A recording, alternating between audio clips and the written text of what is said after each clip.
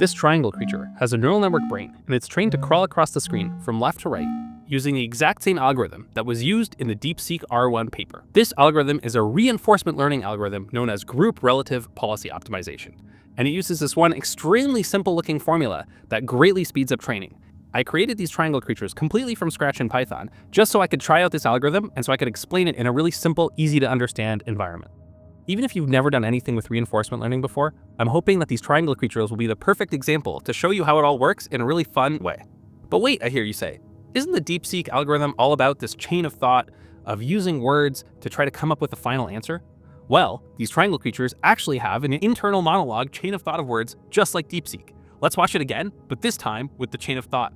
Llama, hawk, elk, otter, rat, elk, hawk, otter, elk. So they have a vocabulary of only 64 words. You've seen some of the words up here. I chose dopey animal names for all of them. So it's a lot simpler, but all the same learning principles apply, and you can learn how the algorithm works in this simple setting. So here's a little analogy between the triangle creatures and DeepSeek. So they both have a vocabulary. These are words they can spit out.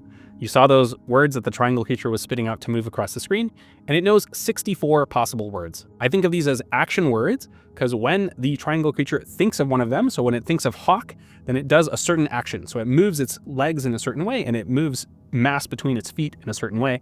We'll see exactly how that works in the next little segment.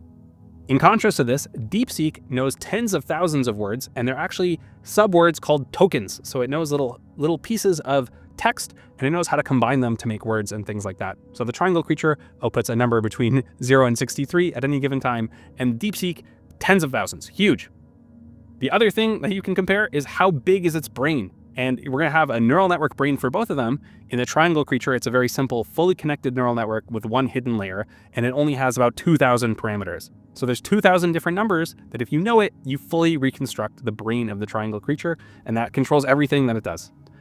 Again, in contrast to this, DeepSeek, much bigger. It's got billions of parameters, like literally millions of times larger than the triangle creature. So a lot bigger.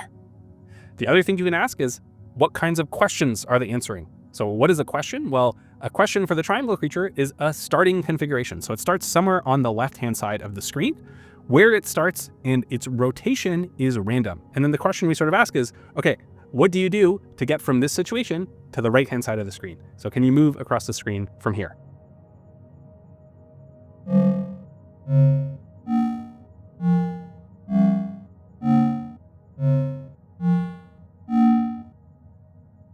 DeepSeek, much more complicated questions. They're natural language questions. You can type in any sort of question you can phrase in natural language into DeepSeek, and it will try to construct an answer. So one of these is a lot simpler than the other. The triangle creature is sort of operating in 2 dimensions. In contrast, DeepSeek is huge. Just the set of possible questions you could ask it is just absolutely enormous. The chain of thought of the triangle creature is this sequence of action words. In fact, it's always a sequence of length 9 for this video. So it's going to output 9 action words that try to get it from its starting location, which was a random sort of starting location, to the right-hand side of the screen. DeepSeek, in contrast, also works in natural language for its chain of thought as well as its question. So the question is something phrased in natural language. The chain of thought is a sequence of natural language tokens that sort of express ideas in natural language and kind of move it through the space of ideas, right? So it's not just moving in 2-dimensional space like the triangle creature, it's moving in this extremely high-dimensional natural language space. And we're hoping that at the end of all this stuff, both the triangle creature and DeepSeek, they do something that we want them to do. In the case of the triangle creature, what do we want it to do? We want it to do 2 things. We want it to go right, so move from where you currently are, move right, and also please don't go up or down. That's what the triangle creature is trying to do. DeepSeek is trying to answer the question that we gave it in natural language. The important thing about these rewards is that they can be measured in one single number called the reward. And we'll go more into detail on this later. But for the triangle creature, the reward is this simple formula. R is delta x minus the absolute value of delta y. So how far over did you move to the right minus how far up or down you went. For DeepSeek, it's a very simple formula. Did you get the question right? So you got 1 if you got it right and 0 if you got it wrong. And the really exciting thing is, how do you translate these simple rewards of a single number? How does that turn into improving the brain of these things? Okay, next up, we're going to see how the triangle creatures, how its muscles actually work. How do these action words translate into moving it around the screen? Okay, so to understand how these triangle creatures works and their mechanics of how they move around, I've made a little applet that simulates them. You can check out the link in the description if you want to try it out yourself. This is a little bit, if you've ever played the game QWOP, this is QWOP for triangle creatures. So what do these triangle creatures have? Well, they have these 3 feet, A, B, and C, where they have some amount of mass, and then they have 3 muscles that go between them. So I call those muscles AB, muscle BC, and muscle AC, and you can expand and contract them to sort of move the things apart. And it works just like a spring, so it's applying a force that either pushes the 2 masses apart or pulls them together, depending on if you're set to contract or expand. And you might notice no matter how you do these muscles, you're never really moving around. You're kind of just pushing or pulling yourself apart.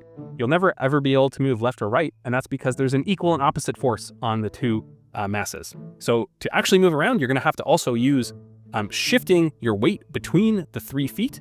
And to do that, I have what are called the vertex pumps. This moves mass between the 3 feet of the creature. You could think of it like leaning left or right and where you put your mass, but in the computer it was pumps, so I did pumps. And this moves the weight of the creature so that some of the feet are heavier than the other feet. And if you combine moving this weight with the muscles, then you'll be able to make some progress. So for example, if I extend AC and AB here, then I can push myself down. Now I can move my weight to the other side over here like this, and then I can maybe shrink. And when I shrink down, I'll have successfully moved down a little bit. Very nice. And the reason it's possible to move like this is because there is also friction on this 2-dimensional world. So you should think about it like looking at the creature who is living on a 2-dimensional table, and there's just a small amount of friction. So I was going for socks on a tile floor. So there's a small amount of friction, things kind of slide around, but if you put all your weight in one spot, you do get enough friction that it slows you down enough that you can sort of get a little bit of grip and push your other foot in a certain way. There's also these buttons to reset it to a random state. And last but not least, there is a button that tells you, are you doing what the triangle creature is trying to do? And that is get rewards. Let's calculate the reward. So if I reset to a random state and I calculate the reward, you'll see, in this case, it's negative. I've moved a little bit to the left, and the triangle creature is trying to move to the right.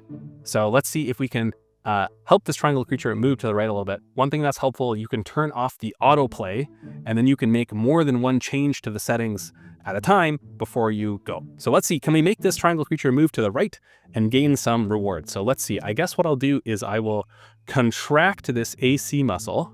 So let's contract that one. It changes to the blue color when it's contracted. I haven't run the simulation yet, so nothing's happened yet. And that should pull us up a little bit. Maybe I want to expand my AB muscle, and that'll push the B out because the A, all the mass is in the A, so the B is very light and will get pushed away. Let's try this. I think this is a good one. By the way, all of these settings of the pumps and the muscles, they all have a word associated with them. So if you take the setting of the pumps and the muscles that we have here, in, out, out, expand, contract, contract, that is the binary sequence 100100, which turns into action word 36. This is the number 36, which is parrot. So we're doing the parrot action here from this situation. Let's see how it goes. Parrot. Okay, great. Now I'm doing a deer action. Let's see how that goes for me. Wow. Okay, great. Turkey. Wow. Okay, great. This is the action word 16, goose. Wow. Okay, so we've succeeded in moving a little bit. Let's calculate our reward now and see if we've improved from our initial negative 0.6. All right, our reward is 0.16. So we've managed a sequence of actions, these action words, that got us from our initial configuration to a slightly better configuration. And we know it's better because the reward value of how far we've moved to the right, that is a little bit higher. And what we are trying to do is come up with a mechanism to come up with these action words, so sort of a brain that will look at the situation and output an action word that does it in a way that the creature actually moves to the right and improves its reward. So the brain has to set the pumps and the masses in such a way that the triangle creature moves to the right of the screen, which is not an easy thing to do. But very technically, what is it? Well, it's going to input the current situation. So where is the triangle creature currently? And that's going to go into the brain, and then out of the brain is going to have to come one of these action words. In this example, it came out with bat. Please do the bat action. In reinforcement learning, we call these things the state and the action. And the machine that inputs a state and outputs an action, I'm representing as a brain over here because it's a triangle creature, that is called the policy. So the policy decides in a given state which action should we take. And if you have a policy set, you can simulate it and see what would happen. And to do that, we generate what is called an episode. An episode is a sequence of states and actions with what happens under a current policy. So to write this all down, we're going to use the notation S for state, and we're going to use the notation A for action. And what we're going to do is we're going to start the triangle creature off in some random orientation, because that's what we said the task is. The triangle creature has to start in a random orientation, and it has to move across the screen no matter what orientation we started in. So we give it a random spin to start. We also set its pumps and its masses randomly. And the triangle creature is going to have a policy that works no matter what random state we start in. So this is our initial random state. Let's call that S0. So S0 is a completely random state chosen according to these rules. And now we're going to use the policy to see what would happen. So we take S0, we feed it through the brain, and it's going to output some action. In this case, it outputted hawk. And now we're going to take the action hawk, we're going to write it down, and we're going to apply it to the triangle creature. So this is just like in the applet, you could imagine setting it to hawk and saying what would happen in that situation. And if you apply hawk to this triangle creature, it moves like this. And now it's in some other state. Call that state S1, we write it down, and we repeat the process. So we take the state, feed it through the policy, and get an action. We write down that action, we apply the action to the triangle creature moves in some way, we write it down, we feed it into the brain, and so on. So this loop of applying the policy over and over again and seeing what states come out of it is called an episode, and we'll do it some number of times until the end of the episode. In this particular example, I have said that the triangle creature does 9 steps, and then it stops, and then we measure how well it did. So this is one episode of running through with some particular policy. You get the sequence of states and actions of what we did. And the last very important ingredient in reinforcement learning is the reward. So the reward R. In our particular example, the reward R is how far did the triangle creature move to the right minus how far did it move up or down. So it's trying to go as far as it can to the right without going up or down. And what we want to do is we want to come up with a way to take this reward signal and try to use it to come up with a good policy. So we measure how good or bad a policy is by how much reward is it getting on average. So remember, it's random because the initial state is random over here. And what we actually want to do is come up with ways to slightly improve our policy bit by bit using the rewards as a signal. And one of the key ideas is to not output just one action, but rather to output a probability distribution over actions. So it's going to be really important for our reinforcement learning algorithm coming up that the policy doesn't output just one action, but rather it outputs the probability of choosing all of the possible actions. So this is a list of numbers of length 64, all the way going from ant down to zebra, and every single one comes up with a probability. And the notation we use for this will be use the letter pi for policy. So don't think pi equals 3.14 when you're reading a reinforcement learning book. Pi stands for policy. And because the policy is random, we write it down like this. So we say pi of a given s, that's the notation up here, pi of a given s, it's the probability that we choose action A when we're in state S. Okay, the last ingredient we need is parameters. So we don't want to just think of one particular policy as being fixed. We want to think of a whole family of policies that we can tune little by changing little parameters. Imagine that the policy is like a big machine and it's got all these little knobs and switches. We want to be able to mess with it by changing with the knobs and switches. So the parameters, they are going to let us tune the policy by making small adjustments to it that will change what actions we take in what situations. And our goal is going to be to use the reward R to try to figure out in what ways can we tune the parameters to get what we want. The letter we use for the parameters is the Greek letter theta. I don't know why we use theta. That's just what everyone does, theta for parameters. And so we're going to add this theta to our list. So we're going to have pi of a given s, but also given the parameters theta. Okay, and in practice, I told you already, the thing that we're going to use is a neural network. So the brain is actually going to be a neural network. The state space is going to be represented by 12 inputs. Why is it 12 inputs? Well, there's 2 coordinates for each of the 3 feet. So that's 2 times 3 is 6 inputs. And there are also 6 inputs that tell you the muscles and the pumps. So the colors basically of these 3 edges and the colors of these 3 vertices, altogether that makes 12 numbers. Those go into the neural network. The parameters of the neural network kind of do computation on these 12 numbers. And at the end of it, we're going to get 64 outputs. And those 64 outputs are the 64 probabilities of choosing the various actions that are available to the creature. For this video, I'm not going to go into details of how neural networks work. The only thing we need to know is that a neural network is a machine that works by tuning the parameters, and it has an input and it has an output. I'm going to show you how are we going to adjust the parameters to try to improve the network. Okay, so now we have all the ingredients we need: the states, the parameters, the policy, the actions, this notation pi, and the reward r. And now we're going to see what is the algorithm that uses the reward r to update the parameters to make the policy do what we want it to do. And the algorithm that I'm going to show you first is called the reinforce algorithm. So this algorithm is improving the parameters theta by using observations of these episodes and the final reward as a signal on how to change the parameters theta. The idea behind this algorithm is an extremely nice human idea, which is if you see a large reward, then whatever we did, whatever actions we took on the way to that large reward must have been a good idea. So we should boost up the probabilities of choosing those actions. So make the actions AT that we actually saw, make them more likely. Here's an example. So suppose the triangle creature is in some state here, S is 0. Our current policy pi looks at this situation and it outputs what actions we should take with what probabilities. So in this situation, it thinks, oh, we should do ant 7% of the time, we should do bat 9% of the time, all the way down to zebra 3% of the time. So in this situation, the policy is not quite sure what to do, but to simulate the whole episode, we're gonna have to pick one of these. So let's just say for the sake of argument that we picked ant. So the action we actually tried out was the action ant. We do the action, then we keep going, and sometime later, after lots of simulation, we end up with that final reward R. And in this example, we came up with a large reward R. The idea of the reinforce algorithm is when you see a large reward R, you should boost up the probability of the thing you actually did. So ant, we only had a 7% chance of doing ant, but it worked out really well for us. So let's boost up that probability.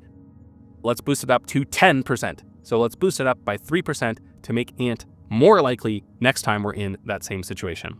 And this kind of idea of incremental improvements to things you've tried out is the reason why we want the policy to output probabilities and not just a single action. By making it do probabilities, it will try out actions, and then we can boost up the probability of the actions that are good while leaving the actions that are bad low. And you might have a very good question now, which is how do we actually do this in practice? If you just tried to add 3% to ant, it would no longer sum to 100%. Now it sums up to 103%. So that's a problem. And the solution to this is that we're going to use the parameters instead. So instead of messing with the probabilities directly, we're going to mess with the parameters. And specifically, we're going to take a gradient. So we're going to do the gradient with respect to theta of the log of the probabilities. So the probabilities have some weirdness near 0. By taking the log, we kind of shift that away to infinity, and the log of the probabilities are kind of like the odds. Those are the things we're actually going to manipulate. And by taking the gradient with respect to theta, we are figuring out the direction that changes the ant probability as much as possible. So if you remember, one of the properties of the gradient, it's the direction that maximizes the change of the quantity. So by taking the log of the probability at the action AT that we actually took, this gradient direction is the direction in parameter space that boosts up ant as much as possible. And there will be side effects to this. So for example, because everything sums up to 100%, when we're boosting up ant, by definition, we're going to be kind of deboosting something. So the probability of something else is going to have to go down in this gradient direction. And to take into account that we want to only do this for large rewards, we're going to scale this direction by however big R is. So when R is a really big number, we take a really big step and we boost a lot. If R is a kind of a medium number, we do a small step. If R is 0, we do no step at all. If R was negative, we would actually be shrinking the probability of ant. Well, that would be like a situation where you're like, oh, geez, we did ant and this turned out terribly. Let's reduce our probability of doing R. So this gradient direction scaled by how big or small the reward was, that is added on to our parameters. So the new parameters are the old parameters plus this gradient direction that is going to boost up the value of the probabilities. Here is the same exact line of math in sort of pseudocode. We are calculating the log of the probabilities here using this function called forward. In neural network languages, the output of a neural network is usually called forward for historical reasons. That's because there's something else called backwards. I won't get into it. Full list of all the log probabilities, and then we plug in the action we actually saw. Then we do the gradient with respect to theta, and this is, I think, the magic of modern neural network packages. Here I'm using JAX, and it just does the derivative for you automatically. So this is called automatic differentiation, and it uses this back propagation thing. This is so convenient nowadays. 10 years ago, this would have been a nightmare to write down lines 6 and 7 here. In 2025, it's one line. Amazing. And then we just update the parameters according to this function, whatever the gradient was, evaluated at the state and the action we actually saw, multiplied, scaled by the reward that we saw. So bigger rewards get pushed more, smaller rewards get pushed less. Beautiful. So now that we know the algorithm, let's run it on our triangle creatures and see what we get. So here is a graph of the performance of the triangle creatures over many runs of this algorithm. And on the y-axis, I have the average reward, so how far over they went. It's measured in units of body lengths per action. So in one action, we're hoping they move right a little bit. How many body lengths, like the side length of the triangle, did they move? Something like half a body length per step. That would be great. That would be sort of like walking very nicely. On the x-axis, I have the training iteration, which is how many times did I apply this reinforce algorithm to boost up those probabilities. And in fact, in every iteration, I didn't do just one triangle creature. I did 6,400 triangle creatures, and I averaged over that batch of 6,400. And let's see the reinforce algorithm in action. We're hoping that the graph will go up as we get more and more rewards as it gets better and better and better. All right, there's the reinforce algorithm. It didn't go up.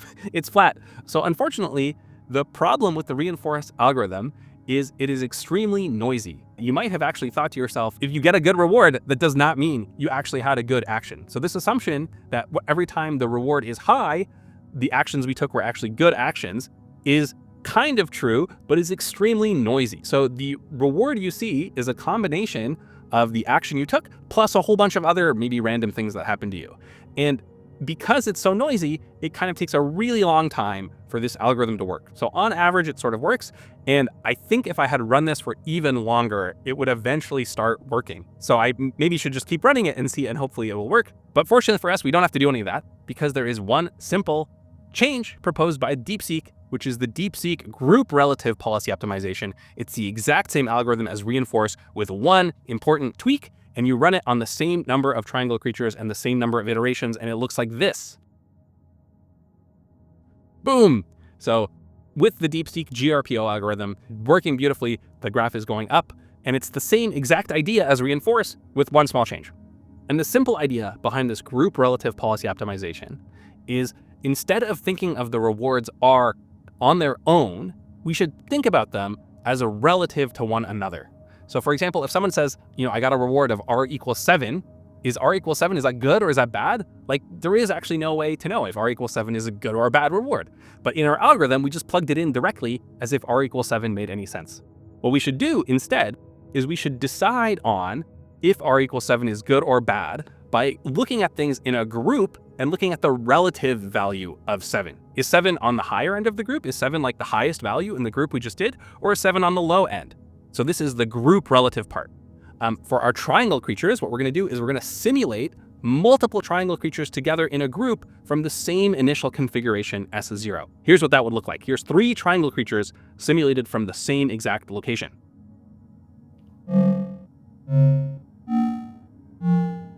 So because the policy is random, even though these triangle creatures started at the same spot, they all ended up in slightly different spots. And instead of looking at the raw reward that each of these triangle creatures got, we should compare the reward of these triangle creatures amongst each other. One of them did slightly better, one of them did slightly worse, and we should use these relative values to figure out how to update the actions. So whichever one of the 3 triangles did the best, whatever actions that triangle took, we should boost. And whichever of those 3 triangles did the worst, we should deboost the probability of the actions that one took. So even if the reward R is positive for the slowest triangle, we should deboost things. How do we do this mathematically? Well, let's write down the observations. So instead of just having one run of simulations, we now have 3. And I've used this superscript with brackets to indicate the 3 different triangles. They all start with the same initial condition, but then the sequence we get is different. And we get 3 rewards at the end, R1, R2, R3 for those 3 triangles. And then instead of updating according to the raw values R, we update to the relative value of R, which is called the advantage. So the advantage of a triangle is how good it did compared to the other triangles. And it's a very simple formula. The advantage is the reward the triangle got, but subtracting off the mean of the entire group and dividing by the standard deviation of the entire group. And what this means is that sort of the total of the advantage of all the creatures is going to be 0. Some of them, the ones that did better than average, they get boosted. The ones that did worse than average, they get deboosted. We're going to have negative values of an advantage for about half the triangle creatures. And it's scaled so that, the ones that did much, much better, it's measured in how many standard deviations above the mean did they do. And this very simple tweak of just run them in groups and update according to the advantage instead of the raw reward makes a huge difference in the training. It's extracting out the noise a lot better, right? If you have randomness that is sort of affecting the creatures, you can kind of hope that the randomness will kind of appear at everybody in the group and will be washed away in this formula. And the advantage is really the thing that we actually want to update with. This simple tweak, I think it's going to be in all the textbooks in a few years. It's so simple and it seems to really help quite a lot. So here's a graph of the results. On the x-axis, I have the training iteration. And one training iteration, what it does is it starts with a random rotation. So it picks an angle to randomly rotate the triangle. Then it applies all possible 64 words to this triangle to get 64 different S0s. And then for each of those S0s, those initial configurations, we run a group of size 100 from that situation. So in the example before, I just did 3 to make it easy to see. But in the actual code, I did 100 triangles for every S0. And then we calculate the group relative advantage for each of those 100 triangles for each of these iterations. That is 6,400 triangles that ran across the screen in 64 groups of 100 for each training iteration. And by doing this, we get a beautiful curve. The DeepSeek group relative optimization is really improving. And the fun thing is that because these are triangle creatures, we can look at it and see what they're doing. So, at the very beginning, we start out with completely random parameters. And so the triangle creature is doing totally random stuff. And that's why it has a negative reward. So here's what it looks like at the beginning. Here's some random starting state. And the triangle creature, to start out with, is just doing random actions. So of that list of 64, all of them are sort of equally likely. And it's just picking sort of a random. It's flailing around. And it ends up a little bit to the left. That's a negative reward. So that's why the reward is negative to begin with. A little bit later, it's already learned, don't do that, right? Flailing around and moving to the left is bad. And so a few iterations later, at iteration 150, it's not moving much. So you notice it's taking a lot of turns where it kind of doesn't move. If it tries to do the same action 2 rounds in a row, that's effectively not moving, right? Because an action says move your muscles to this situation. If your muscles are already in that situation, you just won't move. So at iteration 150, it's very slow, but at least it's not moving backwards. And just by iteration 200 or so, it's already starting to figure this out, that it should move a little bit. It should not waste time. It's still doing it a bit, but it's getting pretty good at moving to the right. It improves some more. So by iteration, 350 over here, it's getting a lot better. It's kind of walking the way you would expect by doing these swinging moves, which I think are really cool. So it's improved quite a lot. And from here, it's basically just very minor improvements. 0.4 body lengths per action is about the maximum that the triangle creature can move. So after this situation, even if you train it for a really long time, it's very incremental improvements, and it seems to be mostly just getting better at aiming. So instead of going over and a little bit down, it's getting pretty good at staying exactly level with the starting state. So I love to think that these triangle creatures are kind of learning in a way that's similar to how humans learn, right? In the algorithm we saw, they are trying things out. So at iteration 0, they're just trying every possibility out, basically.